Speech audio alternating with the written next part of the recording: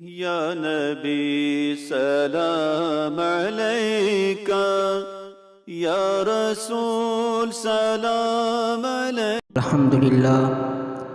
الحمدللہ رب العالمین، والصلاة والسلام علی من کان نبیا و آدم بین الماء والدین، وعلی آلہ واصحابہ اجمعین۔ اما بعد فاعوذ باللہ من الشیطان الرجیم، بسم اللہ الرحمن الرحیم۔ قال اللہ تبارک و تعالی فی القرآن المجید والفرقان الحمید، افحسبتم انما خلقناکم عبثا وانکم الینا لا ترجعون۔ صدق اللہ العظیم۔ قال اللہ تبارک و تعالی فی شان حبیبہ مخبرا وآمرا، ان اللہ وملائکتہ یصلون علی النبی یا ایھا الذین آمنوا صلوا علیہ وسلموا تسلیما۔ اللہم صل علی سیدنا مولانا محمد وعلی آل سیدنا مولانا محمد مبارک وسلم۔ الصلاۃ والسلام علیک یا سیدی یا رسول اللہ، وعلی آلک واصحابک یا حبیب اللہ۔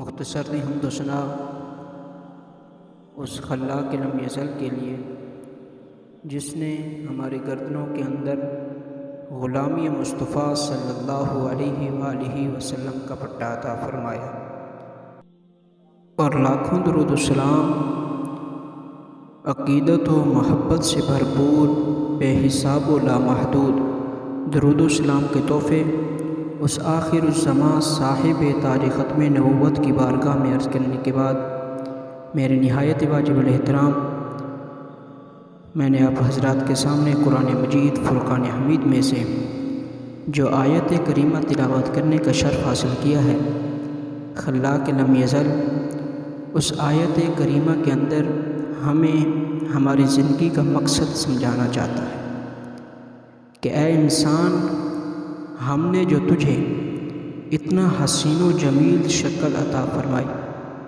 ہم نے جو تجھے اشرف المخلوقات سے نوازا، کیا تیرا کوئی مقصد بھی ہے دنیا میں بھیجنے کا یا نہیں؟ کیونکہ ہم سب اس بات کو اچھی طرح سے جانتے ہیں کہ دنیا انسان کے لیے ایک آزمائش گاہ ہے، دنیا آخرت کی کھیتی ہے، مگر افسوس کہ ہم آخرت کی بجائے دنیا کو ہی ترجیح دیتے ہیں۔ دنیا کے لیے ہی ہم جیتے ہیں، دنیا کے لیے ہی ہم منصوبے بناتے ہیں، تو نتیجہ پھر یہ نکلتا ہے کہ ہم نے دنیا کے مقصد کو فراموش کر دیا۔ ہمارے لیے یہ سمجھنا بہت ضروری ہے کہ ہمیں کس مقصد کے لیے بنایا گیا ہے، کیونکہ جب تک کسی چیز کا مقصد سمجھ میں نہ آئے اس کا استعمال کرنا صحیح نہیں ہوتا۔ مثلا اگر کسی کے پاس موٹر سائیکل ہے یا اگر کسی کے پاس گاڑی ہے تو سوچئے کہ گاڑی کے بنانے کا مقصد کیا ہے، گاڑی کو کیوں بنایا گیا ہے؟ اس کے بنانے کا مقصد یہ ہے کہ بندہ آسانی سے سفر کر سکے اور جلد سے جلد اپنی منزل تک پہنچ سکے۔ گاڑی جب سواری کے قابل نہیں رہتی، جب تنگ کرنے لگتی ہے تو اس کو بیچ دیا جاتا ہے۔ تو نتیجہ یہ نکلا، جو چیز جس مقصد کے لیے بنائی جائے اگر وہ اس مقصد میں کام آتی ہے تو ہمارے کام کی رہتی ہے، وگرنہ اس کو چھوڑ دیا جاتا ہے۔ اسی طرح ہماری زندگی کی ایک بہت لمبی فہرست ہے کہ ہم زندگی میں دیکھتے جائیں، جو چیز جس مقصد کے لیے بنائی جائے، جب تک وہ چیز اس مقصد کے لیے کام آئے اس سے بندہ فائدہ اٹھاتا رہتا ہے، جیسے ہی مقصد ختم ہوتا ہے اس کو چھوڑ دیا جاتا ہے۔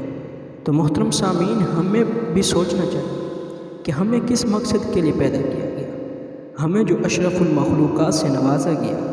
جب ساری مخلوق کو بنانے کا کوئی مقصد ہے تو انسان کو بنانے کا بھی تو کوئی نہ کوئی مقصد ہوگا۔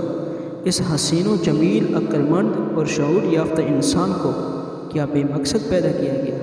نہیں میرے دوستو، اس انسان کو بنانے کا بھی کوئی نہ کوئی مقصد ہے۔ اللہ تعالیٰ قرآن پاک کے اندر ارشاد فرماتا ہے، افحسبتم انما خلقناکم عبثا وانکم الینا لا ترجعون۔ کیا تم یہی گمان کرتے ہو کہ ہم نے تجھے بے مقصد پیدا کیا ہے؟ کیا تم نے ہماری طرف لوٹ کر نہیں آنا؟ تو اس آیت کریمہ کے اندر ہمیں یہ بتایا جا رہا ہے کہ اے انسان، تجھے بے مقصد پیدا نہیں کیا گیا۔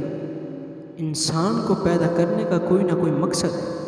اس مقصد کو خالق کائنات سورہ ملک کی آیت نمبر 2 میں ارشاد فرماتا ہے کہ الذی خلق الموت والحیات لیبلوکم ایکم احسن عملا، کہ اللہ تعالیٰ نے تمہارے لیے موت اور حیات کو پیدا فرمایا تاکہ وہ آزمائے کہ تم میں سے اچھے عمل کون کرتا ہے۔ تو اس آیت کریمہ سے معلوم ہوا بندے کی زندگی کا ہر عمل خالصتاً اللہ تعالیٰ کی رضا کے لیے ہونا چاہیے اور شریعت کے مطابق ہونا چاہیے۔ یعنی ہم اس طرح بھی کہہ سکتے ہیں ہمیں یہ زندگی ملی ہے اللہ تعالیٰ کی بارگاہ میں گزارنے، اللہ تعالیٰ کی رضا میں گزارنے کے لیے۔ ہمیں یہ زندگی اس لیے ملی ہے تاکہ ہم زیادہ سے زیادہ نیکیاں کریں۔ ہمیں یہ زندگی اس لیے ملی ہے تاکہ ہم اللہ تبارک و تعالیٰ کے بتائے ہوئے احکامات پر گزاریں۔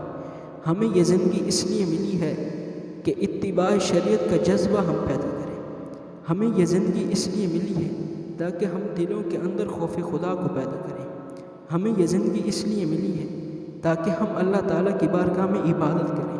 ہمیں یہ زندگی اس لیے ملی ہے تاکہ ہم تلاوت قرآن پاک کریں۔ یہ زندگی ہمیں اس لیے ملی ہے تاکہ ہم نمازیں پڑھیں۔ ہمیں یہ زندگی اس لیے ملی ہے تاکہ ہم باحیا بنیں اور باحیا رہنے کی کوشش کریں۔ یہ زندگی ہمیں اس لیے ملی ہے تاکہ ہم اپنے کردار کو بہتر بنائیں۔ الغرض یہ زندگی اس لیے ملی ہے کہ ہم اپنی زندگی کو اللہ تعالیٰ کی عبادت اور اس کی فرما برداری میں گزاریں۔ کسی شاعر نے فارسی میں کیا ہی خوب کہا کہ زندگی آمد برائے بندگی، زندگی بے بندگی شرمندگی، کہ زندگی عبادت کرنے کے لیے ملی ہے۔ جو زندگی عبادت کے بغیر گزاری جائے وہ شرمندگی کا باعث ہوتی ہے۔ تو محترم سامعین، ہمیں چاہیے کہ ہم زندگی کا مقصد حاصل کرنے کے لیے اس کا صحیح استعمال